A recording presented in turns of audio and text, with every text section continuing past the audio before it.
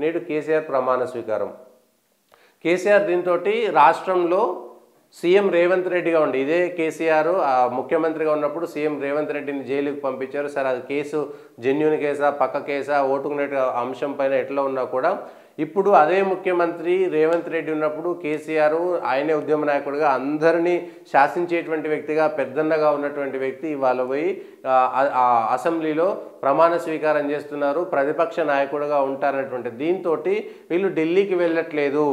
TRS బీఆర్ఎస్గా మారిపోయిన తర్వాత పరిస్థితులు మారిపోయినాయి. బీఆర్ఎస్ అనేటువంటిది చేయడంతో తెలంగాణ ప్రజల నుంచి పక్కకు వెళ్ళిపోయినటువంటి విషయం చెప్పుకొని ముఖ్యమంత్రిగా 10 ఏళ్ల పాటు పనిచేసినటువంటి కేసీఆర్ ప్రధాన ప్రతిపక్ష నాయకుడిగా అసెంబ్లీలో ఉండడానికే నిర్ణయించుకున్నారనేటువంటి అంశం మాత్రం క్లియర్గా ఉన్నది.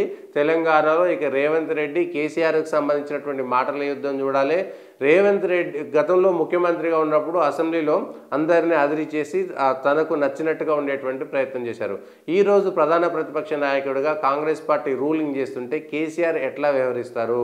ఎందుకంటే అసెంబ్లీకి సంబంధించినటువంటి ప్రొసీడింగ్స్లో అసెంబ్లీకి సంబంధించినటువంటి వ్యవహారాల్లో 10 సంవత్సరాల పాటు టీఆర్ఎస్ పార్టీ మోనార్క్గా వ్యవహరించింది. ఆ విషయం మాత్రం స్పష్టంగా చెప్పాలి. అసెంబ్లీ సమావేశాల ఏర్పాటు కానీ అసెంబ్లీ సమావేశాలను కుదించడం కానీ వివిధ పార్టీలకు సంబంధించినటువంటి సభ్యులను వాళ్ళతో వివరించినటువంటి తీరు వాళ్ళకి ఇచ్చేటువంటి టైం కానీ అదేవిధంగా అసెంబ్లీలో ఉన్నటువంటి మీడియాతో కానీ వ్యవహరించినటువంటి తీరు తిరిగి అదే వ్యవహారం కాంగ్రెస్ కూడా చేస్తుందా?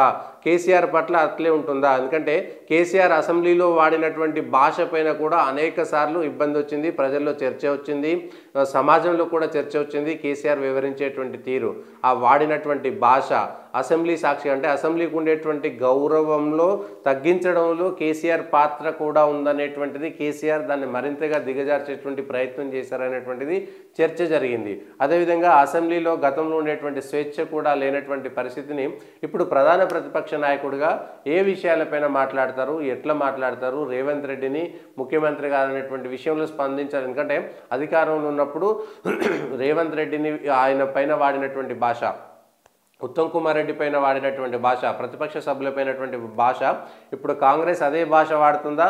కేసీఆర్ కూడా అదే తరహా భాష వాడితే రేవంత్ రెడ్డి ఎట్లా స్పందిస్తారు? రేవంత్ రెడ్డి టీడీపీ ఎమ్మెల్యేగా ఉన్నప్పుడు దాదాపుగా పూర్తి స్థాయిగా ఆయనను అసెంబ్లీ నుంచి బయటికి పంపించేశారు, సస్పెండ్ చేశారు. అది కూడా ఒక అంశం ఉన్నది. ఆయన కాంగ్రెస్లో చేరే ముందుకు 2009 నుంచి 2018 వరకు టీడీపీ ఎమ్మెల్యేగా ఉన్నారు కదా. ఆ టీడీపీ ఎమ్మెల్యేగా ఉన్నటువంటి సందర్భంలో ఆ టీడీపీ ఎమ్మెల్యే అందరినీ సస్పెండ్ చేసినప్పుడు రేవంత్ రెడ్డిని పూర్తి స్థాయిగా సస్పెండ్ చేసినటువంటిది. సో ఆ కక్షలు అదేవిధంగా దానికి సంబంధించినటువంటిది కంటిన్యూ అవుతాయా లేదా అనేటువంటి అంశం మాత్రం ఈ అసెంబ్లీ సమావేశాల్లో చూడాలి. ఇప్పుడు వచ్చేటువంటి బడ్జెట్ సమావేశంలో కేసీఆర్ వ్యవహారం ఎట్లా ఉంటుంది, ఈ వ్యవహారం ఎట్లా ఉంటుంది చూడాలి.